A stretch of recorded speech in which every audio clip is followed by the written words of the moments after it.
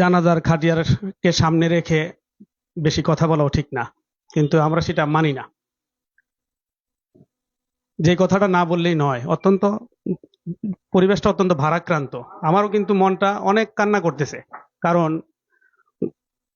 Just 10 দিন আগে হাসপাতালে ভর্তি হয়েছে, 9-10 দিন হবে। আমি যেদিন হাসপাতালে ভর্তি হবে তার আগের দিন আমি এসেছিলাম ওনাকে দেখার জন্য। তো উনি আমাকে, ওনার ঘরে গেছি, আমি যাওয়ার পরেই উনি দেখলাম ক্লান্ত হয়ে গেছে, একদম হম্বিতম্ব হয়ে গেছে, যে আমাকে দেখে একটু কেমন যেন আবেগ আপ্লুত হয়ে গেছে। তো আমি বললাম যে ভাই, আপনাকে অনেক ক্লান্ত দেখাচ্ছে। আপনি বলে, ভাই আজকে রাত্রে আমার অবস্থা খুব খারাপ গেছে, আমার শ্বাসের কষ্ট হচ্ছে। আমি ওনাকে পরামর্শ দিলাম যে ভাই, আজকেই আপনি ঢাকাতে চলে যাবেন, গিয়ে আপনি চিকিৎসাটা নেবেন। তো উনি আমার সাথে বললেন যে ঠিক আছে, আগামীকালকে চলে যাবো ইনশাল্লাহ। দেখেন, আমি যখন ওনার বাসা থেকে বের হয়ে আসছি, আমার খাওয়ানোর জন্য পাগল হয়ে গেছে, কি খাওয়াবে বিভিন্ন কিছু।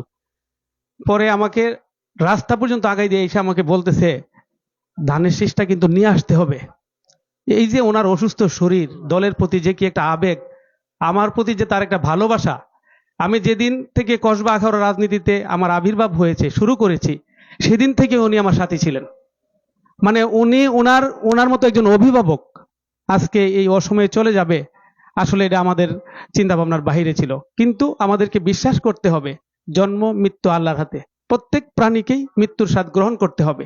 কুল্লু নাফসিন জাইকাতুল মাউত, সবাইকেই মরতে হবে, স্বয়ং মালাকুল মৌতকেও মরতে হবে। আল্লাহ নিজের হাতে মালাকুল মৌতকে কতল করবেন, তখন আর কোনো মৃত্যু থাকবে না। তখন কেউ যদি ভালো কাজ করে, সে অনন্তকাল ভালো কাজের ফলাফল পাবে। আর কেউ যদি দুনিয়াতে আমল নামা খারাপ করে যায়, সে অনন্তকাল সে খারাপ অবস্থায় থাকবে, দুজকে থাকবে। তা আমরা আসুন এই এই মজনুবাই থেকে, উনি যে একজন সফল মানুষ ছিলেন, ওনার ছেলে লন্ডনে থাকে, রাসেল, আমার সাথে খুব ভালো সম্পর্ক। রাসেল অত্যন্ত জেন্টেলম্যান মানুষ, আমি তারে অনেক আদর করি। বিভিন্ন সময় আমি ওদের পরিবার সম্পর্কে আমি রাসেলের কাছ থেকে জেনে নিয়েছি। স্বপনের সাথে রাজনীতি করতে গিয়ে ওনাদের সাথে আমার একটা পার্সোনাল একটা সম্পর্ক গড়ে উঠেছে। আমার দেখা মতে উনি একজন অসম্ভব ভালো মানুষ ছিলেন। আপনারা কি আমার সাথে বলবেন উনি কেমন মানুষ ছিলেন?